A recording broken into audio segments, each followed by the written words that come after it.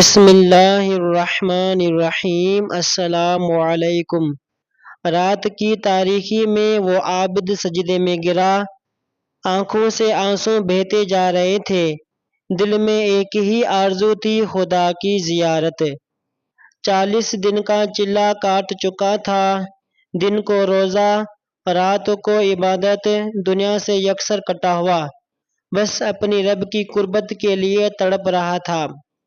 36ویں رات اچانک ایک غیبی آواز سنائی دی، اگر اپنی مراد پانا چاہتے ہو تو شام کو تانبے کے بازار میں فلاں تانبا ساز کی دکان پر جاؤ۔ وہ حیران تھا، مگر حکم کی تعمیل ضروری تھی۔ وقت سے پہلے بازار پہنچ گیا اور دکانوں کی گلیوں میں اس مخصوص تانبا ساز کو ڈھونڈنے لگا۔ وہاں اس نے ایک بوڑھی عورت کو دیکھا، ہاتھ میں ایک پرانی دیگچی لیے ہر تانبا فروش کے پاس جا کر دام پوچھ رہی تھی۔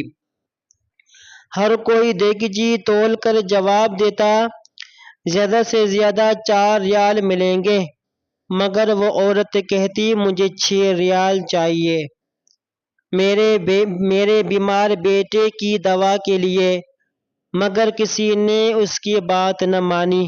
بالآخر وہ تھکی ہاری ایک تانبا ساز کی دکان پر پہنچی۔ بیٹا یہ دیگچی بیچنی ہے، 6 ریال میں لو گے؟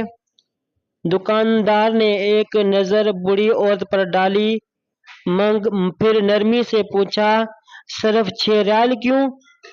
عورت کی آنکھیں نم ہو گئی۔ میرا بیٹا بیمار ہے، حکیم نے دوا کا نسخہ دیا ہے جس کی قیمت 6 ریال ہے۔ تانبا ساز نے دیگچی اٹھائی، اس پر ہاتھ پھیرا اور مسکرا کر بولا، ماں یہ دیگچی بہت قیمتی ہے، میں اسے 30 ریال میں خریدوں گا۔ بوڑھی کا نپتے ہاتھوں سے پیسے لینے سے ہچکچائی۔ بیٹا مذاق تو نہیں کر رہے؟ ہرگز نہیں، یہ لو 30 ریال۔ بوڑھی حیرت اور دعا بھری نظروں کے ساتھ پیسے لے کر چل دی۔ شاید اس کے دل کا بوجھ ہلکا ہو چکا تھا۔ یہ منظر دیکھ کر عابد بے چین ہو گیا۔ وہ جلدی سے تانبا ساز کے پاس آیا اور بولا، چچا آپ کو کاروبار کرنا نہیں آتا؟ یہی دیگچی سب نے 4 ریال میں خریدنے سے انکار کر دیا اور آپ نے 30 ریال دے دیے۔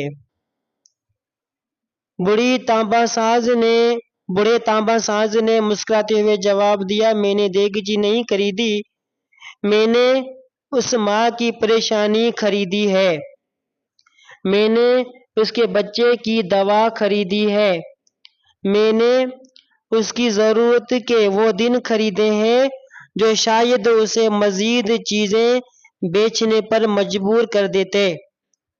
عابد خاموش ہو گیا، دل میں سوالات اٹھ رہے تھے۔ اتنے میں پھر وہی غیبی آواز آئی، محض چلہ کشی سے میری زیارت ممکن نہیں، اگر میری قربت چاہتے ہو تو میری مخلوق کی خدمت کرو، گرنے والے کو سہارا دو، بھوکوں کو کھانا کھلاؤ، ضرورت مند کا ہاتھ تھامو، میں خود تمہارے پاس آ جاؤں گا۔ یہ الفاظ عابد کے دل میں اتر گئے۔ اسے احساس ہو چکا تھا کہ اللہ کو پانے کا سب سے بڑا نسخہ اس کی مخلوق کی خدمت میں پوشیدہ ہے۔ سوچئے، ہم میں سے کتنے ایسے مواقع پر کسی کی مدد کرنے کا سوچتے ہیں، شاید کسی کی دعا ہی ہماری دنیا و آخرت سنوار دے۔ آمین۔ جزاک اللہ خیرہ۔ بھئی اگر آپ کو پوسٹ اچھی لگے تو چینل کو سبسکرائب کر دیجئے گا۔ جزاک اللہ خیرہ۔